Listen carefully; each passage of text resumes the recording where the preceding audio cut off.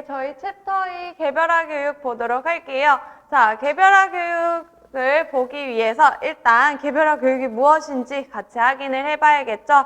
그래서 보시면 개별화 교육 계획은 특수교육 대상 학생의 능력을 개발하기 위해서 제공되는 교육과 지원을 포함하는 실행 계획, 과정, 결과에 대한 평가를 기록한 문서를 이야기합니다. 그래서 개별화 교육의 목적, 일단 보면 특수교육 대상 학생의 능력을 개발하는 거다라고 되어 있고요.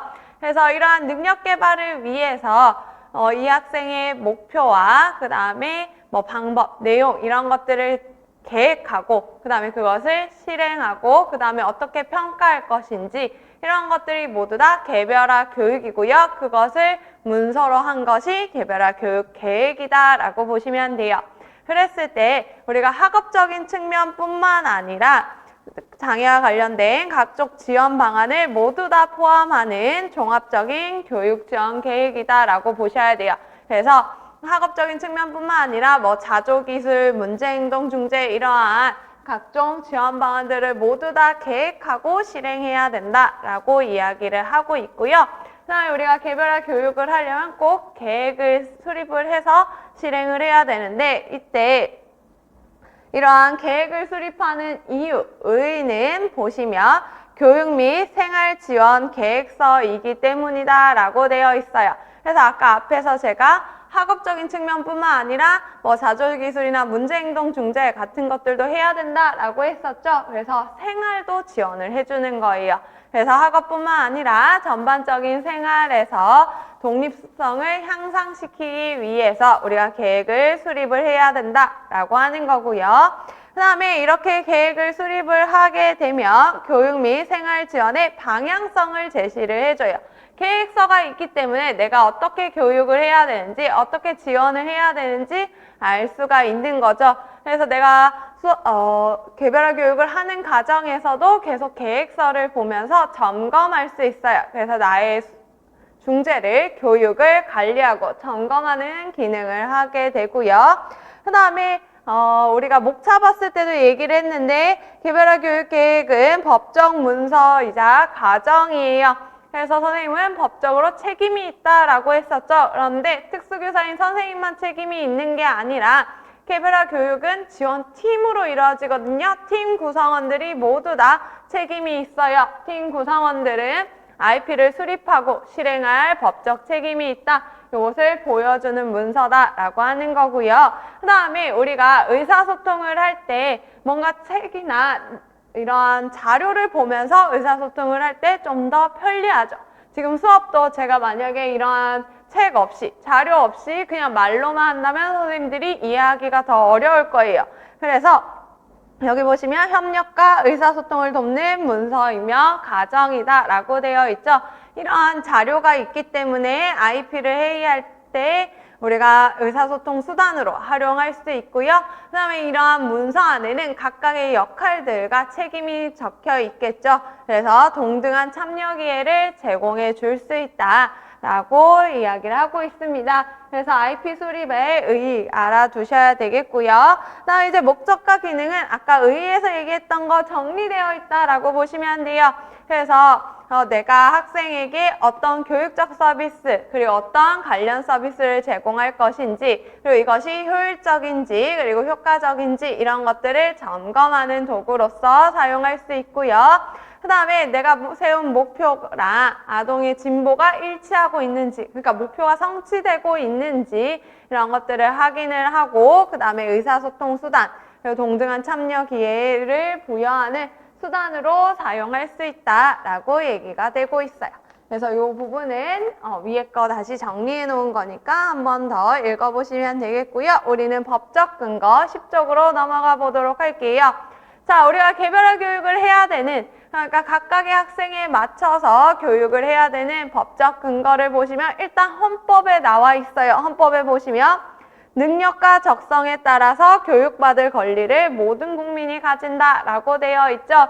그래서 학생들의 능력이 어떤지 적성이 어떤지 간에 학생의 개인차에 따른 교육적 배려를 해주어야 한다라는 거예요. 그래서 학생의 능력과 적성에 맞춰서 우리가 그것을 확인하고 그것에 맞는 교육을 해줘야 된다라는 게 헌법에 나와 있고, 그다음에 교육기본법에서도 그대로 똑같이 능력과 적성에 따라서 교육받을 권리를 한 번 더 제시하고 있고요. 더 나아가서 학습자의 능력이 최대한으로 발휘될 수 있도록 해야 된다라고 되어 있죠. 그래서 능력과 적성에 관계없이 각자 모든 학생들이 자신의 교육 목표를 성취할 수 있도록 교육을 제공해야 된다라는 거예요. 그래서 이 아이들이 그냥 학교에 와서 앉아 있다가 가는 것에서 끝나는 것이 아니라 이 아이가 자신의 능력과 적성에 맞는 교육을 통해서 교육적 목표까지 성취할 수 있어야 된다라고 하는 게 이제 나와 있습니다. 그리고 우리가 법적 근거에서 가장 중요한 건 장애인 등에 대한 특수교육법이겠죠. 그래서 특수교육법은 빈출 개념이에요. 그래서 꼭 암기를 해 두셔야 되고요. 그래서 요거 보면서 우리가 법을 보는 방법도 간단하게 얘기를 해볼게요. 자, 우리가 법을 보시면 일단 법에서 제일 먼저 나오는 것들이 주체가 나와요. 누군가가 나오거든요. 그래서 정의에서도 보시면 개별화 교육이란 각각 학교의 장이라고 되어 있죠. 그래서 여기에 주어로 나와 있는 이 사람은 책임자라고 보시면 돼요. 우리가 법의 조항들을 볼 때 나와 있는 첫 번째 사람이 책임을 져야 된다라고 이해를 하시면 되고요. 그럼 개별화 교육의 책임자는 각급 학교의 장이겠죠. 그래서 각급 학교의 장이 책임을 지고 특수교육 대상자의 개인의 능력을 개발하기 위해서 이게 목적이겠죠. 목적을 이루기 위해서 장애 유형 그리고 장애 특성에 적합한 교육 목표, 교육 방법, 교육 내용, 특수교육 관련 서비스 등이 포함된 계획을 수립해서 실시하는 걸 이야기합니다. 그래서 개별화 교육이라는 것은 장애 유형 및 장애 특성에 적합한, 특히 개별 장애 유형과 개별 특성에 적합한 계획을 수립해서 실시하는 걸 얘기하고요. 여기 안에 나와 있는 포함 내용은 왜 줄 안 그었냐면 뒤에 더 구체적으로 나와요. 그래서 여기에서는 그냥 목적과 책임자만 확인을 해 주시면 되겠고요. 그러면 이제 개별화 교육에 대해서 조금 더 자세히 나와 있는 게 제22조인데 보시면 여기서도 지금 책임자는 각급 학교의 장이겠죠. 그러면 각급 학교의 장이 책임이 되어서 뭐 한대요? 개별화 교육 지원팀을 구성을 한대요. 그래서 아까 우리가 개별화 교육은 팀으로 이루어진다라고 했어요. 그래서 그 팀을 구성해야 되는데 구성원들을 제시를 해줍니다. 외워주셔야 돼요. 보호자, 특수교육교원, 일반교육교원, 진로 및 직업교육 담당 교원, 특수교육 관련 서비스 담당 인력 요들로 구성을 해야 됩니다. 이들이 기본 구성원이라고 보시면 되고요. 이 외에 더 추가하셔도 상관은 없어요. 그렇지만 이들이 기본적으로 들어가야 하는 거고요. 그래서 보호자, 특수교육교원, 일반교육교원, 진로 및 직업교육 담당교원, 특수교육 관련 서비스 담당 인력으로 개별화 교육 지원팀을 구성을 하며 이러한 개별화 교육 지원팀은 매 학기마다 개별화 교육 계획을 작성을 해야 돼요. 그래서 뒤에 가서도 얘기할 거지만 팀 구성은 1년에 한 번만 하시면 돼요. 학년 초에 하시면 되는데 개별화 교육계획 IP는 학기마다 작성을 해주셔야 되고요. 그런데 이렇게 작성해서 실행을 하는 과정에서 만약에 학생이 전학을 가거나 다른 학교로 진학을 해요. 상급 학교로 진학해요. 초등학교에서 중학교 가고 중학교에서 고등학교 가요. 그러면 어떻게 해야 된대요? IP를 14일 이내에 송부해 줘야 돼요. 그래서 이때까지 내가 이 아이를 위해서 교육 계획을 세우고 실행했던 것을 다른 학교로 보내주어야 합니다. 그게 14일 이내에 이루어져야 된다라는 거 암기해 주시고요. 그 다음에 네 번째 보시면 이번에는 특수교육 교원이라고 되어 있네요. 자, 특수교육 교원을 이제 제1항에서 제3항까지 그러니까 개별화 교육 지원팀 구성하고 작성하고 뭐 송부하는 그러한 업무를 수행하기 위해서 각 업무를 지원하고 조정한다라고 되어 있죠. 그래서 특수교사가 실질적으로 IP를 실시해야 된다라고 하는 거예요. 책임은 각각 학교 장이 지지만 실무자로서의 역할을 하는 건 특수교육 교원이다라고 보시면 되겠고요. 이것과 관련해서 시행령과 시행규칙이 있는데 일단 시행규칙 먼저 조금 볼게요. 시행규칙 매우 중요합니다. 시행규칙 보시면 자, 각 학교의 장은 아까 개별화 교육지원팀을 구성해야 된다라고 얘기를 했었는데 이 지원팀을 구성을 할 때는 언제까지 해야 된대요? 매 학년의 시작일로부터 2주 이내에 해야 된다라고 되어 있어요. 그래서 매 학년 3월 1일 우리 매 학년 시작되죠. 그래서 매 학년 시작일로부터 2주 이내에 해야 되고요. 이 팀을 각각의 특수교육 대상자에 대해서 해야 돼요. 그러니까 우리 반에 4명의 학생이 있으면 이 4명에 대한 팀이 하나씩 다 나와야 된다라는 거죠. 그래서 각각의 특수교육 대상자에 대해서 개별화 교육지원팀을 매 학년의 시작일로부터 2주 이내에 구성을 해야 되고요. 그러면 이렇게 구성된 팀은 매 학기의 시작일부터 30일 이내에 개별화 교육계획을 작성을 해야 됩니다. 그래서 학기 시작하고 나서 30일 이내에 개별화 교육계획을 작성할 건데 구성 요소, 이 IP에는 무엇이 들어가야 하냐면 일단 인적사항이 기본적으로 들어가고요. 그 다음에 특별한 교육 지원이 필요한 영역, 그러니까 모든 영역에 대해서 쓰는 거 아니고요. 얘가 특히 필요한 영역이 있어요. 그 영역에 대해서 현재 학습 수행 수준은 어떠한지, 교육 목표, 교육 내용, 교육 방법은 어떻게 할 것인지, 그리고 평가 계획은 어떻게 할 것인지, 제공할 특수교육 관련 서비스의 내용과 방법은 무엇인지 이것이 들어가야 돼요. 그래서 요거는 문제로도 나왔었거든요. 개별화 교육계획 작성할 때 꼭 들어가야 되는 영역들 꼭 암기를 해주셔야 되겠어요. 그래서 지금 우리가 본 건 언제까지 해야 되는지 그리고 구성 요소가 무엇인지 법으로 확인을 해보았고요. 그 다음에 4번째 보시면 각 학교의 장은 매 학기마다 이제 학기 말에 이루어지는 거죠.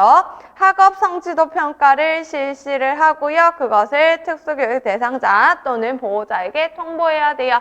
그러니까 우리가 IP를 수립을 해서 실행을 학기 내내 했죠. 그러면 그 결과를 보기 위해서 학업 성취도 평가 실시하는 거고요. 그다음에 그 결과를 나만 가지고 있는 게 아니라 특수교육 대상자와 보호자에게 통보를 해서 그 다음 교육 계획을 함께 세우는 거다라고 보시면 되겠어요. 그 다음에 이제 위에 올라가서 시행령 제11조에서는요, 사망만 보고 갈 건데요. 개별화 교육 지원팀이 이제 개별화 교육 계획을 수립하고 실행하는 거 말고 또 무엇을 하냐라고 봤을 때 사망에서 보시면 특수교육 대상자에 대한 교육 지원의 내용을 추가 변경하거나 종료 또는 재배치를 하고 싶을 때, 그러니까 각 학교의 장이 봤더니 이 특대자 보니까 특수교육 관련 서비스 좀 바꿔야 될 것 같아, 아니면 이제 더 이상 특수교육 안 받아도 될 것 같아, 그런 애들이 있거든요. 그렇게 생각하거나 아니면 우리 학교 말고 다른 학교에 가는 게 좀 더 교육적으로 성취할 수 있을 것 같아, 이럴 때 이제 교육장 또는 교육감에게 신청을 해야 되는데 그 전에 신청하기 전에 개별화 교육지원팀의 검토가 꼭 있어야 된다라고 얘기를 하고 있어요. 그래서 학교의 장이 혼자서 정하는 게 아니라 개별화 교육지원팀과 함께 회의를 통해서 이러한 부분들을 논의하고 그 다음에 교육장 또는 교육감에게 요구를 해야 된다, 요청해야 된다라고 되어 있습니다. 그래서 요 부분들을 선생님들 법 꼭 암기를 해주시고요. 요 법과 관련해서 이제 개별화 교육 계획을 어떻게 수립하는가 요것을 같이 볼 건데요. 수립부터 나오는 게 아니라 개별화 교육을 제공을 하려면 특수교육 대상자로 선정이 돼야 되죠. 그래서 특수교육 대상자 선정부터 볼 건데 얘는 진단평가에서 더 자세히 보긴 할 거예요. 그래서 옆에 진단평가 이렇게 적어두시고 요거랑 연계해서 다음에 보자라고 표시해 주시면 되겠습니다.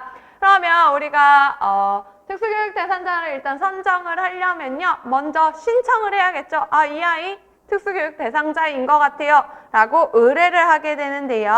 그래서 의뢰하는 학생 대상 보면 장애를 이미 가지고 있는데 아직 특수교육 대상자로 선정이 안 돼서 의뢰할 수도 있고요. 아니면 얘 장애가 있는 것 같아 라고 의심되는 경우에도 의뢰를 할 수 있어요. 그래서 장애를 가지고 있거나 장애로 의심되는 학생들을 보호자 또는 각급 학교의 장이 교육장 또는 교육감에게 의뢰할 수 있는데요. 그런데 각급 학교의 장이 의뢰할 때는 요게 꼭 필요해요.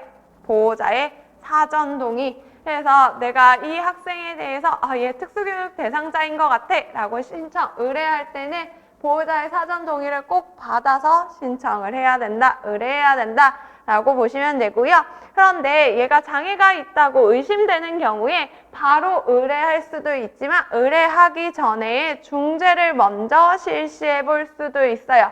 그래서 의뢰 전 중재라는 거는 공식적인 평가 단계로 아동을 의뢰하기 전에, 그러니까 선정해주세요 라고 의뢰하기 전에 일반 학급 내에서 학습이나 행동 문제를 보이는 아동을 도와주기 위한 절차라고 되어 있죠. 그래서 의뢰하기 전에 얘가 일반 학급의 일반적인 교육 과정은 못 따라오지만 내가 이렇게 조금 수정해주면 잘 따라올 수도 있지 않을까라고 해서 한번 중재를 바꿔보는 그러한 과정을 이야기해요. 그래서 이것도 팀으로 이루어지긴 하는데 일반 교사가 이때는 주가 됩니다. 왜냐하면 얘는 아직 특수교육 대상자가 아니기 때문에.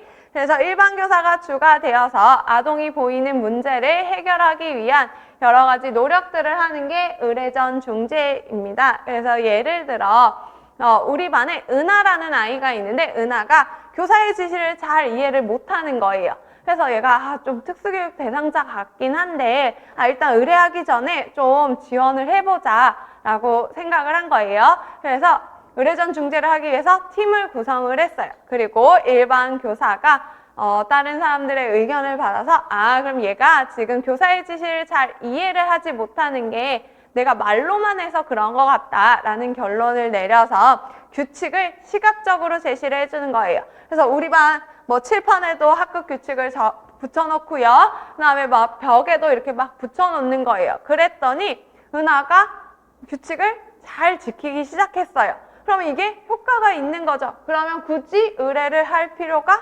없죠. 문제가 해결됐으니까 의뢰하지 않아요. 그런데 내가 규칙을 시각적으로 제시를 해줬는데도 효과가 없어요. 그러면 얘는 지금 내가 중재를 조금 바꿔주는 것만으로는 해결되는 문제가 아니구나. 좀 더 특별한 교육이 필요하겠다라는 결론이 나면 의뢰를 하는 거죠. 그랬을 때 이제 보호자가 의뢰할 수도 있고 각각 학교회장이 의뢰할 수도 있고요. 각각 학교회장이 할 때는 보호자가 동의를 해줘야 된다라고 얘기를 했어요. 그래서 이렇게 교육장 또는 교육감에게 의뢰를 하면요. 교육장 또는 교육감은 사실 진단평가를 할 수는 없어요. 그렇죠? 이렇게 전문성이 조금 되지 않아요. 그래서 즉시 특수교육지원센터에 이 의뢰서를 보내줍니다. 그러면 특수교육지원센터에 있는 특수교사들이 30일 이내에 진단평가를 실시를 하게 되고요. 이 진단평가를 결과를 가지고 최종 의견을 작성해서 교육장 또는 교육감에게 일단 보고를 해요. 그러니까 진단평가에서 이 결과 가지고 얘 특수교육 대상자예요 하고 보호자에게 바로 알려주는 게 아니라 일단 교육장 또는 교육감에게 얘기를 합니다. 보고를 해요. 그럼 이걸 보고를 하면 교육장 또는 교육감은 2주 이내에 이제 결정을 해서 그러니까 특수교육 대상자로 선정이 되었는지 그리고 선정되었다면 교육 지원은 어떤 걸 해줄 건지 이런 걸 결정해서 보호자에게 서면 통지를 하게 되는데 이 최종 의견을 가지고 교육장 또는 교육감이 혼자서 정하는 게 아니고요. 특수교육 운영위원회의 심사를 받아야 돼요. 그래서 여기 보시면 고등학교 과정을 교육감이 시도 특수교육 운영위원회의 심사를 받고요. 중학교 과정 이하, 그러니까 유초, 중은 교육장이 시군구 특수교육운영위원회의 심사를 거쳐서 결정을 해요. 그래서 특수교육지원센터에서 최종 의견 줬어요. 그러면 요거를 시도 특수교육운영위원회나 시군구 특수교육운영위원회 심사를 거쳐서 최종으로 선정 여부와 교육 지원 내용 결정해서 보호자에게 통보를 합니다. 그래서 얘가 선정이 되었어요. 그럼 선정되었으면 이제 특수교육 받아야 되죠. 그럼 특수교육 받으려면 얘가 어딘가에 배치가 되어야 돼요. 그죠? 학교에 나와야 뭔가 교육을 해줄 수 있으니까. 그래서 배치 과정이 있는데 사실 일반적으로 우리나라는 선정과 배치가 거의 동시에 일어나요. 그래서 선정 여부 정하면서 배치는 어디에 할 건지 바로 같이 결정을 하게 되는데요. 그 이유가 요거 역시 해당 특수교육운영위원회의 심사를 거쳐야 되기 때문이에요. 요거 같이 안 하면 선정할 때 심사하고 그 다음에 요 배치할 때 심사 2번 해야 되죠. 시간이 자꾸 더 딜레이 되니까 그냥 같이 하는 거예요. 그래서 해당 특수교육운영위원회의 심사를 거쳐서 특수교육 대상자를 배치하게 되는데 배치할 때 일단 거주지에서 가장 가까운 곳에 배치를 하게 되는데 거주지에서 가장 가까운 곳을 우선적으로 고려하긴 하지만 요거 말고도 아동의 장애 정도나 능력 그리고 보호자의 의견이 있을 수 있어요. 우리 집에서 가까운 것은 A초등학교지만 거기는 특수학급이 없어서 저는 A초등학교보다는 조금 멀어도 특수학급이 있는 B초등학교 가고 싶어요 라고 보호자가 의견을 얘기했어요. 그리고 아이의 특성을 봤더니 이 아이도 특수학급이 있는 게 더 좋은 것 같은 거예요. 그러면 거주지에서 가장 가까운 곳은 아니지만 B초등학교로 배치가 될 수 있는 거죠. 그래서 이렇게 배치를 하고 배치 결정을 얘기를 해요. 그래서 이제 보호자에게도 얘기하고 해당 학교에도 얘기를 하게 됩니다. 그랬을 때 보호자가 내 의견이 좀 반영되긴 했지만 마음에 안 들 수도 있겠죠. 그러면 마음에 들지 않으면 심사청구라는 걸 해요. 그래서 심사청구라는 걸 먼저 하고요. 심사청구에 하게 되면 이제 다시 심사 결정을 해서 주거든요. 근데 그거에도 이제 의의가 있으면 90일 내에 행정심판을 제기를 할 수 있어요. 그래서 우리가 책에는 이제 바로 행정심판이라는 게 있긴 하지만 심사청구를 먼저 한다라는 거 기억해 주시고요. 그래서 심사청구 먼저 하고 이 심사 결정에도 마음에 들지 않는다. 그럼 90일 이내에 행정심판을 제기해야 되는데 이때 행정심판은 보호자만 할 수 있어요. 심사청구 같은 경우에는요. 배치받은 학교의 장도 할 수 있어요. 우리 학교가 지금 지체장애 학교인데 자폐성 장애 학생이 배치받은 거예요. 그러면 이 학생은 우리 학교에서는 잘 교육하기 어려울 것 같고 이 자폐성 장애 학생이 문제 행동이 심해서 다른 지체장애 아이들이 어려울 것 같다. 이러면 심사 청구를 할 수 있어요. 우리 학교에 배치하는 거 다시 한번 생각해 주세요 하고 심사 청구하고요. 그런데 각각 학교의 장은요. 심사 결정에 따라야 돼요. 우리 한 번 더 생각했는데 거기 밖에 못 가라고 한다면 그냥 그 결정에 따라야 되는데 보호자는 한 번 더 기회를 주는 거예요. 보호자는 행정심판을 통해서 한 번 더 이의를 제기할 수 있다라는 거 선생님들 기억을 해주시면 되고요. 이건 다 법에 나와 있는 내용으로 정리되어 있는 겁니다. 자, 그 다음에 이제 배치됐어요. 그럼 이제 배치가 됐다는 건 선생님 반에 왔다는 거죠. 그러면 개별화 교육 계획을 작성을 할 수 있겠네요. 그럼 각급 학교회장이 제일 먼저 뭐 해야 되죠? 개별화 교육 지원팀을 구성해야 되죠. 언제 이내에? 매 학년의 시작일로부터 2주 이내에. 그래서 우리가 그냥 2주 이내라고 외우지 마시고 매 학년의 시작일로부터 2주 이내 이렇게 암기해 주셔야 되고요. 그러면 매 학년의 시작일로부터 2주 이내에 구성할 때 구성원들은 누가 있었나요? 보호자, 특수교육교원, 일반교육교원, 진로 및 직업교육 담당 교원, 그 다음에 특수교육 관련 서비스 담당 인력 있어야 되죠. 요들을 기본으로 해서 구성을 하게 되고요. 그 다음에 이제 개별화 교육 계획을 작성해야 되는데 며칠 이내에 작성하죠? 이것도 앞에도 붙여줘야 돼요. 매 학기 시작일로부터 30일 이내에 작성을 해주셔야 돼요.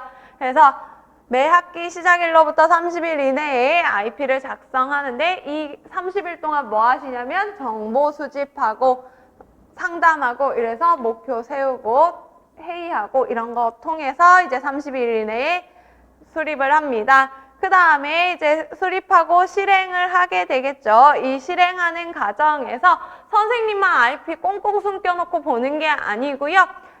지원팀한테 다 복사본을 제공을 해주셔야 돼요. 왜 복사본을 제공해야 될까요? 팀으로 이루어지는 거죠. 그래서 특수교사만 교육을 제공하는 게 아니라 일반 교사도 교육 제공할 거고요. 보호자도 가정에서 뭔가 교육할 거고요. 다른 구성원들도 교육을 제공을 해야 돼요. 그래서 이것들이 일관되게 이루어지게 하기 위해서 우리가 복사본을 제공을 해주는 거고요. 그리고 아까 이러한 문서가 있으면 의사소통하기가 좀 더 쉽다 그랬죠? 그래서 의사소통 수단으로서 사용하기 위해서도 복사본을 제공을 합니다. 그래서 이렇게 제공을 해서 일관된 교육을 실행을 다 하고 나면요. 이제 평가해야 되죠? 아까 평가. 매 학기마다 뭐 한다 그랬죠?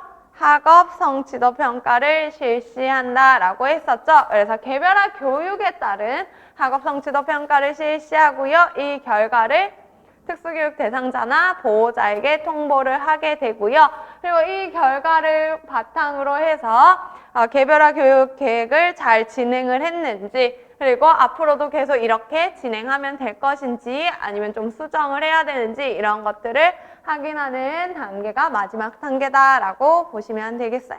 그래서 이제 법을 근거해서 우리가 장애 학생을 진단하는 것부터 그 다음에 개별화 교육 계획을 평가하는 것까지 이렇게 단계들을 쭉 보았습니다.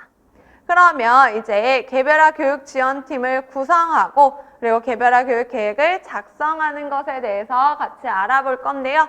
한 번만 더 복습해 볼게요. 자, 개별화 교육 지원팀 구성은 며칠 이내에 해야 되는 거죠? 매 학년의 시작일로부터 2주 이내에 해야 된다라고 했고요. 개별화 교육 계획 작성은요. 매 학기의 시작일로부터 30일 이내에 해야 돼요.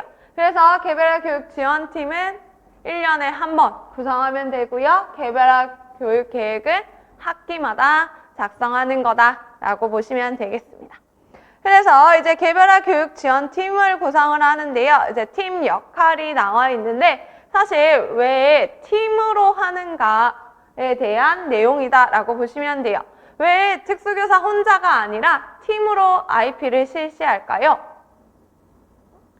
우리가 개별화 교육이라고 하는 것은 각각의 아동의 특성에 맞게 교육을 제공하는 거다라고 했었죠. 그래서 각각의 아동들에게 가장 적절한 교육을 제공하려고 한다면, 그래서 교육 계획을 수립하려고 하려면 특수교사의 지식뿐만 아니라 다양한 전문 지식들이 필요해요. 그래서 이 학생이 일반 학교에 통합되어 있다. 그래서 통합학급에서 진행되는 일반 교육과정을 따라야 된다 하면 일반 교육과정과 관련된 일반 교사의 전문성이 필요한 거고요.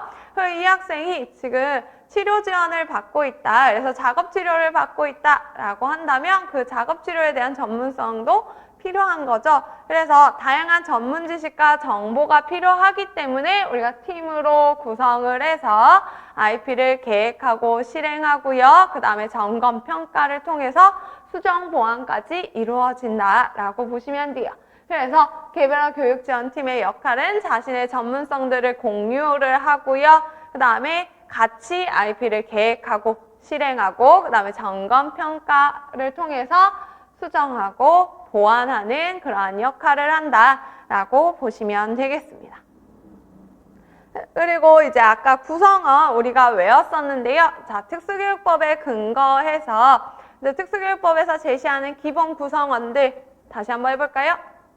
보호자, 특수교육 교원, 일반교육 교원, 진로 및 직업교육 담당 교원, 특수교육 관련 서비스 담당 인력 이렇게 이 구성원들을 중심으로 구성을 해요. 그런데 한 명 빠졌어요. 책임자.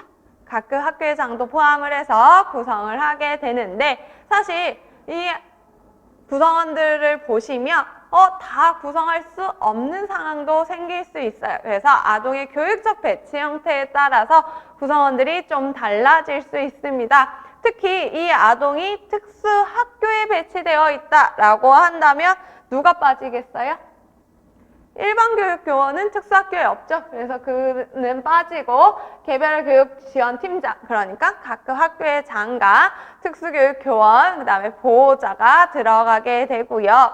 그 다음에 여기 보시면 진로 및 직업교육 담당 교원과 특수교육 관련 서비스 담당 인력을 선택 구성원에 들어가 있는데 이 선택 구성원에 들어가 있는 이유는 이 아이가 특대자이긴 하지만 관련 서비스 필요 없을 수도 있죠. 그러면 안 들어가는 거고요. 그다음에 진로 및 직업 교육은 우리가 중고등학생 때 하게 되죠. 그래서 뭐 유치원생은 아직 필요 없기 때문에 들어가지 않고 뭐 이런 거예요. 그래서 기본 구성원들이 있지만 이 아동에 맞춰서 구성을 해주시면 되고요. 그래서 특수학교에서는 일반 교육 교원이 빠진 상태로 이루어지게 될 거고, 일반 학교에서 특히 특수학급이 있는 경우에는 특수교육 교원과 일반 교육 교원이 같이 들어가게 됩니다.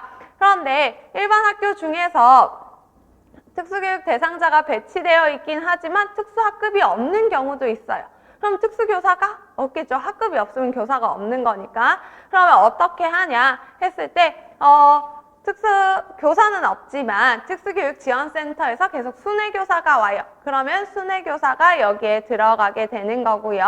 또는 없으면 특수교육 업무를 담당하는 일반 교육 교원이 있을 거예요. 그래서 특수교사 대신에 특수교육 업무 담당을 하는 일반 교육 교원이 IP 구성원에 들어가게 된다라고 보시면 되겠습니다.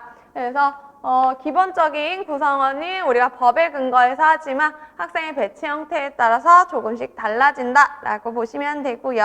그러면 이들의 각각의 역할들에 대해서 조금 볼 건데요. 14쪽 가서 보시면 자, 개별화 교육 지원 팀장이라고 되어 있는 건 각급 학교회장 책임자인 거죠. 그래서 이 각급 학교회장은 책임자로서 개별화 교육 지원팀을 운영하고 책임을 지는 것을 역할을 합니다. 그래서 얘는 IP 지원팀을 구성을 하고요. 그 다음에 행정적, 재정적 지원을 해주는 게 각급 학교회장의 역할이에요. 그래서 IP팀 회의를 하기 위한 장소를 제공해 준다거나 회의 시간을 확보하기 위해서 좀 업무를 경감시켜 준다거나 이런 것들이 각급 학교회장의 역할이다라고 보시면 되겠고요.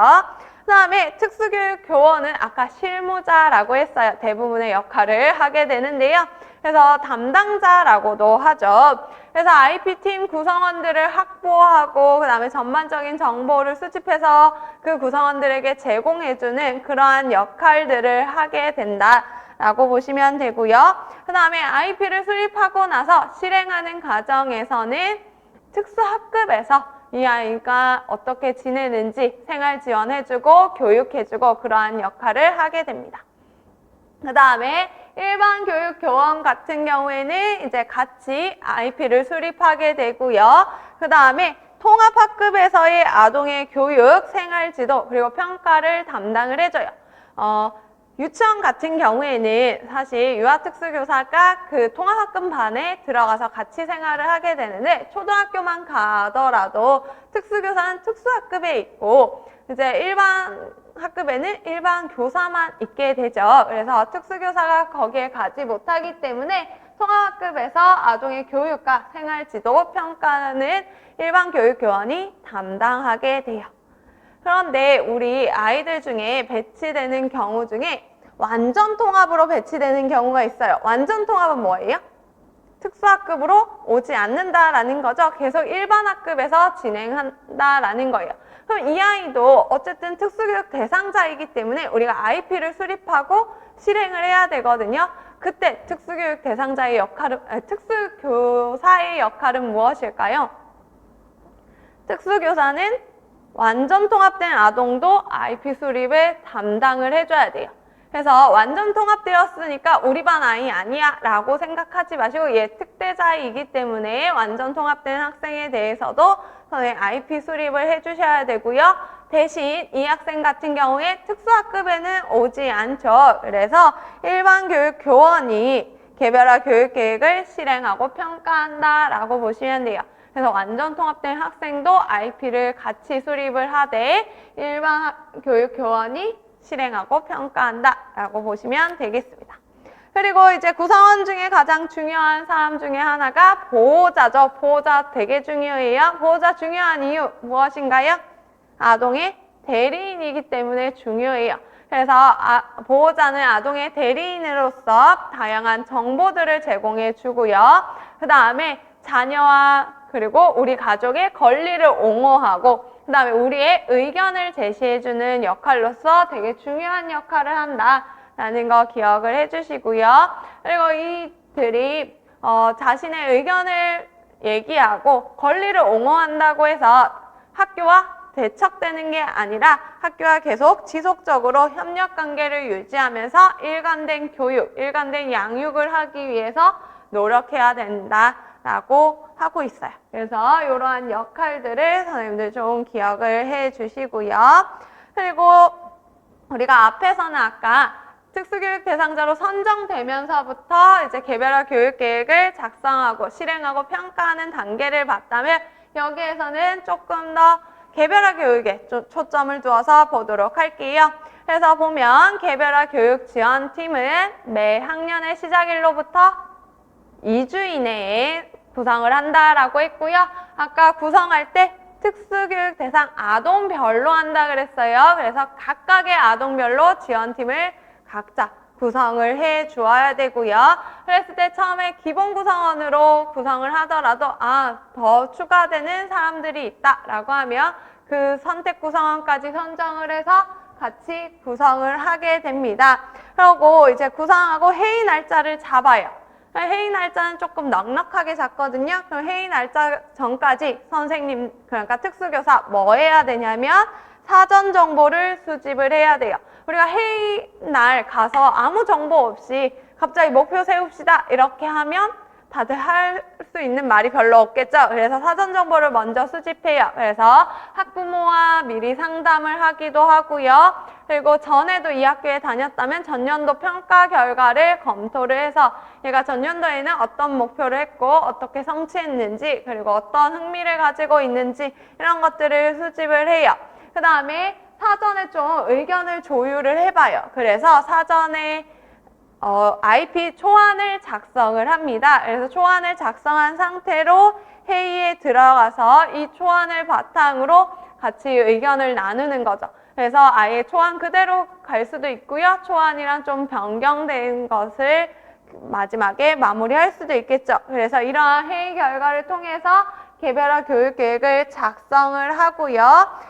이 작성은 선생님들이 하시겠죠. 그래서 선생님들이 작성한 다음에 구성원들의 서명을 받아야 돼요. 이 서명을 받는 이유는 우리가 회의한 결과, 그러니까 선생님들의 의견을 반영해서 이렇게 작성되었다. 우리 그래서 같이 책임을 지고 실시해야 된다라는 걸 보여주는 거고요.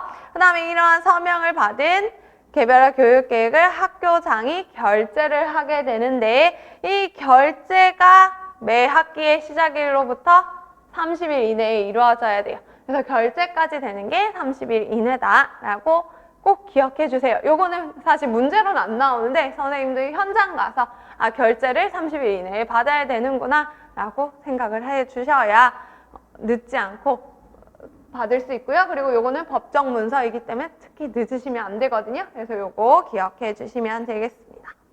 그러면 우리 이제 개별화 교육 계획을 어떻게 작성하는가 구성 요소들을 조금 보도록 할게요.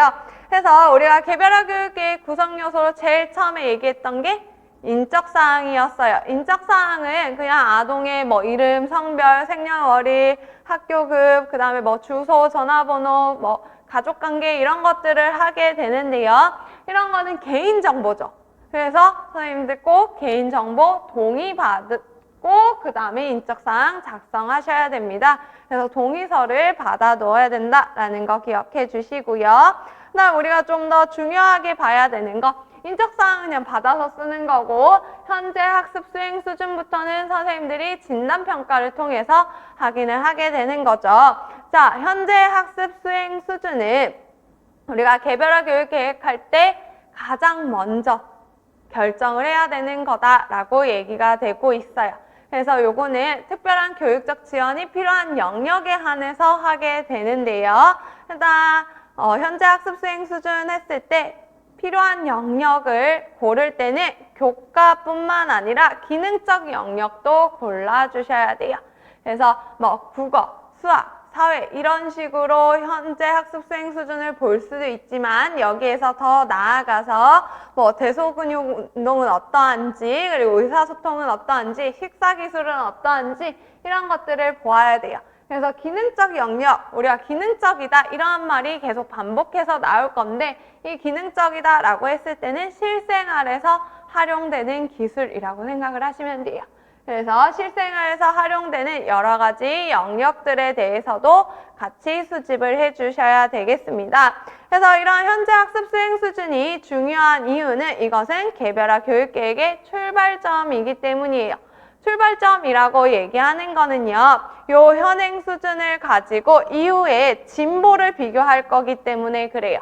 그래서 지금 우리가 중재를 제공하기 전에 학기 초에는 이러한 현행 수준을 가졌는데 우리가 중재를 제공하고 나서 학기 말에 보니까 이만큼 진보되었더라. 이걸 보기 위해서, 비교하기 위해서 파악하는 거기 때문에 되게 중요하다라고 하는 거고요. 그 다음에 현재 학습 수행 수준을 그래서 평가할 때, 파악할 때는 아동의 부족한 부분도 봐야 되지만 성취를 잘 할 수 있는 부분, 그러니까 강점도 같이 보셔야 돼요. 그래서 이 아이가 부족한 부분을 체크를 해서 요걸 좀 향상시켜줘야 되겠구나. 이것도 인지하지만 잘하는 부분을 같이 확인을 해서 이거를 활용할 수 있겠구나. 이 부분을 파악해야 돼요. 그래서 강점과 약점 모두 다 기술을 해주셔야 되고요. 그 다음에 현재 학습 수행 수준은 긍정적인 형태로 작성을 해야 돼요. 우리가 긍정적으로 서술한다 라고 한다면 어떻게 서술하는 걸까요? 할 수 없는 것보다 할 수 있는 일을 서술하는 형태로 해야 돼요. 선생님 약점은 할 수 없는 건데요. 어떻게 할 수 있는 형태로 작성하죠? 라고 생각하실 텐데 제가 예시를 하나 들어볼게요. 자, 은하에 대해서 약점을 쓸 거예요. 그랬을 때 자, 첫 번째, 은하는 시간표 내용의 50%를 알지 못한다. 이게 첫 번째예요. 두 번째, 은하는 시간표 내용의 50%를 확인할 수 있다. 예요. 둘 다 결국 50%는 확인하고 50%는 확인하지 못한다라는 거죠. 근데 둘 중에 긍정적으로 쓰인 건 뭐예요? 두 번째죠. 그래서 우리가 약점을 쓸 때도 이 아이가 좀 더 할 수 있는 부분에 초점을 두어서 은하는 시간표 내용의 50%를 확인할 수 있다. 긍정적인 형태로 아동이 할 수 있는 일을 서술을 해 주셔야 됩니다. 그래서 얘는 50%를 확인할 수 있으니까 다음번에는 70%를 확인하는 걸 목적으로 하자. 이런 식으로 목표를 또 세워볼 수 있겠죠. 그래서 긍정적인 형태로 해야 된다라는 거 꼭 기억해 주시고요. 그 다음에 이제 5번에 가서 보시면 학습 수행 수준 서술시 고려사항이 나오는데요. 작성하는 시점을 기준으로 작성을 해주셔야 돼요. 이게 무슨 얘기냐면 우리가 현재 학습 수행 수준을 파악하기 위해서 직접 관찰하거나 그때 평가를 할 수도 있지만 아까 보시면 이전에 전년도 내용들을 가져와서 검토하기도 한다라고 했어요. 그래서 전년도 거를 검토하다 보면 이제 장점과 약점이 적혀 있죠. 그래서 그것을 바로 쓰시면 안 된다라는 거예요. 그것은 참고 자료로 하고 그게 정말로 아직도 약점인지 그리고 여전히 그걸 좋아하고 있는지 확인하는 과정을 거친 다음에 작성을 해야 된다라고 하는 거고요. 그 다음에 디귿으로 바로 가서 개별화 교육 계획의 기타 요소와 직접적인 관계가 있어야 한다라고 되어 있어요. 그래서 현행 수준을 작성할 때는 특히 교수 목표와 관련이 있어야 돼요. 그래서 선생님이 교수 목표를 만약에 의사소통과 관련된 교수 목표를 작성하기로 했어요. 그런데 현행 수준은 뜬금없이 식사기술에만 작성을 해놓으면 안 되겠죠. 그래서 내가 의사소통을 교육 목표로 잡을 거다라고 한다면 현행 수준도 의사소통 영역에 대해서 작성을 해야 되고요. 그리고 현행 수준에 기반해서 교육 목표도 작성을 해주셔야 되겠죠. 그 다음에 리을 보시면 행동을 표현할 때는 행위를 구체적으로 기술해야 된다라고 되어 있어요. 선생님 여기에 일단 조작적 정의라고 하나 적어주세요. 얘는 우리가 진단평가 가서 이게 무엇인지 더 자세하게 얘기할 거긴 한데요. 우리가 현재 학습 수행 수준을 작성할 때는 조작적 정의로 작성을 해야 된다라고 얘기를 합니다. 자, 조작적 정의라는 건 관찰 가능해야 한다라는 거예요. 그래서 다른 사람이 봐도 이 글을 봐도 정확하게 인지 가능하게, 관찰 가능하게 기술해야 된다 라고 하는 게 조작적 정의입니다. 그래서 예를 들어 이 아이의 현행 수준이 교사가 도와주면 신발을 신을 수 있다예요. 자, 이건 조작적 정의일까요? 아니에요. 왜냐하면 선생님 교사가 도와주는 건 여러 가지 방법이 있을 수 있죠. 교사가 신발끈만 묶어주는 것도 도와주는 거고요. 신발을 꺼내주는 것도 도와주는 거고요. 그리고 신발의 뒤꿈치에 손 넣어주는 것도 도와주는 거예요. 그래서 교사가 어떻게 도와주는지까지도 구체적으로 적어야 다른 사람들이 봐도 헷갈리지 않고 모두 공통된 행동을 생각해낼 수 있어요. 그래서 구체적으로 관찰 가능하게 현행 수준 작성해야 된다라고 하는 거고요. 그 다음에 아까 강점과 약점 모두 다 서술해야 되는데 강점은 특히 긍정적인 관점에서 기술을 해서 이것을 바탕으로 교육 목표를 이룰 수 있도록 해 주어야 된다라고 보시면 되겠어요. 그래서 이렇게 해서 우리가 현행 수준까지 보았고요. 넘어가서 장단기 목표의 설정 볼 건데요. 자, 우리가 현행 수준을 파악을 하면 이걸 바탕으로 목표를 설정하게 되는데 목표는 장기 목표와 단기 목표가 있어요. 그래서 장기 목표는 우리가 연간 목표라고도 많이 하는데요. 1년 동안 얘가 이루어야 되는 목표 또는 우리가 학기마다 IP를 작성하기 때문에 한 학기에 이루어야 되는 목표 이렇게 설정을 하게 되는데 우리가 장기 목표를 결정할 때 가장 중요하게 봐야 되는 건 학생이 주변 환경에서 사용할 수 있는가예요. 그래서 우리 학급에서만 필요한 것이 아니라 다른 지역사회 또는 가정 아니면 뭐 학교에서 다 사용할 수 있는가 그래서 일반화가 가능한가를 봐야 돼요. 그래서 내가 목표를 세웠는데 이게 우리 학급에서만 사용되는 기술이라면 얘가 1년이 지나고 만약에 다른 학급으로 갔을 때 이 기술이 필요 없게 되죠. 그래서 다양한 환경에서 다 가능한가라는 걸 봐야 되고요. 그 다음에 니은에 또 나오죠.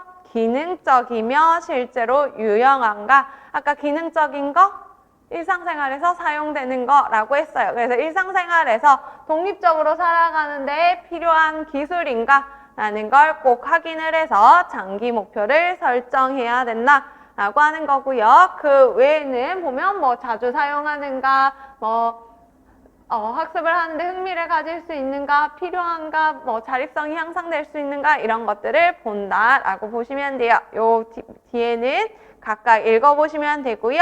그 다음에 이제 장기 목표를 설정할 때 우리가 일반화 가능성과 독립적인 삶에 도움이 되는가 이런 것도 보지만 이 아이가 진짜로 성취할 수 있는가 이것도 확인을 해야겠죠. 그래서 진짜로 이 1년이 지나고 나서 아니면 이 한 학기가 지나고 나서 성취가 가능한가 이걸 확인하기 위해서 과거 성취 결과를 확인을 하게 됩니다. 그래서 과거에 얘는 학습을 어떻게 진행했는가 그리고 학습할 때 어려운 점은 있었는가 이런 것들을 확인을 해서 이 아동의 학습 능력을 확인을 하게 돼요.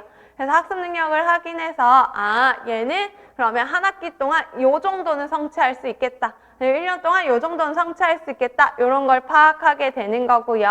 그 다음에 현재 수행 수준도 당연히 봐야겠죠. 그래서 현재 수행 수준이 이 정도인데 우리가 교육 목표를 이만큼 높게 세우면 안 되니까 현재 수행 수준을 기준으로 진전 사항을 예상해 보기 위해서 현행 수준을 파악하게 되고요. 그 다음에 우리가 목표를 세울 때 또 고려해야 되는 게 학생의 선호도예요. 학생이 좋아하는 거 왜 고려할까요? 여기에 학생의 선호도는 학생이 진짜로 좋아하는 뭔가 애니메이션이나 캐릭터나 장난감 이런 것도 되겠지만 학습 스타일도 여기에 들어가게 되겠죠. 그래서 얘는 시각적인 학습을 잘하더라 아니면 청각적인 정보를 잘 받더라 이런 것들을 파악을 해야 돼요. 그 이유가 그런 것을 파악을 해야 성취 동기를 높일 수 있어요. 우리도 내가 좋아하는 걸 해야 더 열심히 하려고 하죠. 그래서 선생님들이 좋아하는 취미 생활을 할 때 더 열심히 하는 것처럼 성취 동기를 높이기 위해서 선호도를 파악을 하고요. 그 다음에 꼭 기능성 확인을 해야 되죠. 실제 학생이 배운 내용이 실생활이나 아니면 더 나아가서 졸업했을 때 일상생활이나 지역사회, 직장에서 활용하고 적용할 수 있는 것으로 목표를 세워야 한다. 그래서 우리 학급 내에서만 이루어지는 게 아니라 독립적인 삶을 위해서 일반화가 가능한 것으로 정해야 되고요. 그 다음에 이런 걸 정하다 보면 너무 많아요. 그쵸? 우리가 이 아이에게 가르쳐주고 싶은 거 되게 많은데 우리에게는 1년이라는 시간밖에 없어요. 그래서 우선 지도 영역을 잘 정하셔서 우선순위부터 지도를 해야 된다라고 하는 거고, 아까 우선순위 할 때는 이 위에 있는 내용들 보시면 1번에 있는 이 내용들을 고려해서 우선순위를 정하시면 되겠죠. 그 다음에 이제 비읍 보시면 목표의 수행 가능 시간, 그래서 내가 주어진 기간 동안 이 해당 목표를 충분히 완료할 수 있는지도 꼭 확인을 하셔야 돼요. 이게 신규 교사가 가장 많이 실수하는 거예요. 이제 저도 실수했었는데요. 신규 교사 때 의욕이 엄청 넘치잖아요. 그래서 우리 아이에게 너무 많은 걸 해주고 싶은 거예요. 그래서 나에게 주어진 시간을 생각하지 못하고 목표를 너무 높게 잡아서 결국 평가할 때 다 못한다 이렇게 되는 거예요. 그래서 그러지 마시고 내가 주어진 시간 동안 이만큼 정말로 지도할 수 있는지, 목표 성취할 수 있는지 꼭 확인을 해 주셔야 되겠습니다. 그 다음에 이제 그래서 장기 목표 설정할 때는 이러한 것들을 고려해서 우리가 설정할 건데, 특히 나만 중요하다고 생각하는 게 아니라 아동 주변에 중요한 사람들이 중요하다고 생각하는 기술로 목표를 설정을 해야 돼요. 여기 옆에도 요거 하나만 적어 놓을게요. 사회적 타당도. 자, 사회적 타당도라는 것은 내가 제공하는 중재가 다른 사람이 보기에 효과적이다, 그리고 중요하다라고 생각하는 게 사회적 타당도예요. 그래서 내가 정하는 이 목표가 보호자나 아니면 가족, 이런 사람들이 보기에도 목표가 중요하다라고 되는지를 확인을 하고 그것에 맞춰서 목표를 설정을 해야 된다. 그래서 사회적 타당도를 고려해야 된다라고 하는 거고요. 요거는 또 진답평가 가서 한 번 더 볼 겁니다. 그 다음에 니은 가서 보시면 이제 아동의 나이와 발달에 적합해야 돼요. 그래서 아이가 지금 중학생인데 너무 쉬운 목표, 유치원생 목표를 세워서는 안 된다라고 하는 거고요. 그런데 이 나이도 고려해야 되지만 얘 발달 수준도 같이 고려해서 목표를 세워주어야 하고요. 그 다음에 기능적이다 또 나왔죠. 계속 반복되어요. 일상생활에서 사용할 수 있는, 그리고 일상생활에서 독립적으로 생활하는 데 도움이 되어야 하는 거고요. 그리고 현실적이고 성취 가능한 것이어야 되기 때문에 학생의 지금 현행 수준보다 약간 높은 근접 발달 영역 내의 기술이어야 한다라고 하는 거고요. 그 다음에 아동의 학습 단계에 따라서 다양하게 수립되어야 해요. 그래서 처음 이걸 배우는 것인지, 아니면 이미 배운 행동을 유창하게 하길 원하는 것인지, 아니면 이미 배운 내용을 교실 밖에 다양한 환경에서 하길 원하는지, 이런 것들에 따라서 목표가 좀 달라질 수 있다라고 하는 거예요. 그래서 이러한 것들을 모두 다 고려해서 장기 목표를 설정을 하게 되고요. 이 장기 목표는 좀 더 포괄적으로 그래서 목표를 세우게 돼요. 그래서 목표 세우는 것까지 확인했고요. 단기 목표 같은 경우에는 요건 좀 중요해서 우리가 쉬는 시간을 가지고 그 다음에 요 부분부터 다시 이어서 보도록 할게요.